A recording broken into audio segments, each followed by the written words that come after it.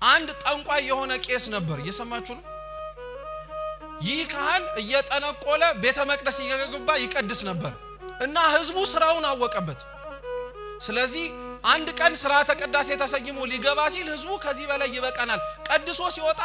እንገለዋል እንቀጥቀጠናል የጠንቋይነት የማታቅ አንዲት ንጹህ የሆነች ሴት ቅዳሴውን አስቀድሳ ለመቁረብ ገባች ማንንም ማያስቀድሱም እሱ ቤተ መቅደስ ሲገባ ሁሉም ውጪ ነው የሚሆኑት ላለማየት ላለመስማት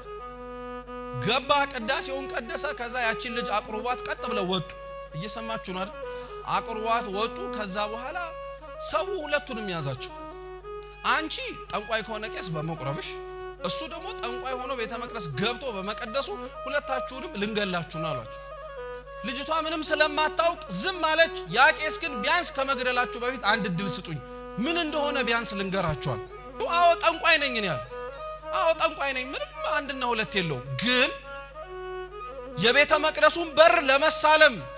እሱም በር ሲሳለም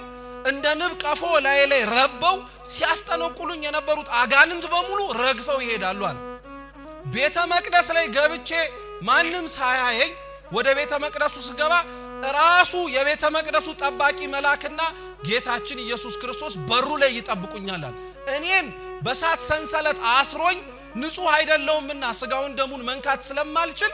እሱ ራሱ ግን እኔን ሆኖ ቀድሶ አቅርቦ ይወጣል ልክ ሲጨርስ ቅዳሴውን እኔን ፈቶኝ ውጣ ይለኛል አለ ይሰማችሁ ማንንም የረከሰ ሰው የአምላክን ቅዱስ ስጋና ክቡር ደሙን ስለነካ ስጋና ደሙ የሚረክስ እንዳይመስላችሁ ንጹህ የሆነው እግዚአብሔር ቆሻሻ የሆኑ በኃጢአት ያደፉ ሰዎች ላይ ክብሩን ስለገለጠ እግዚአብሔር ይረክሳል ማለት አይደለም ቅዱስ ስጋውና ክቡር ደሙ ክብሩ ዝቅ ይላል ማለት አይደለም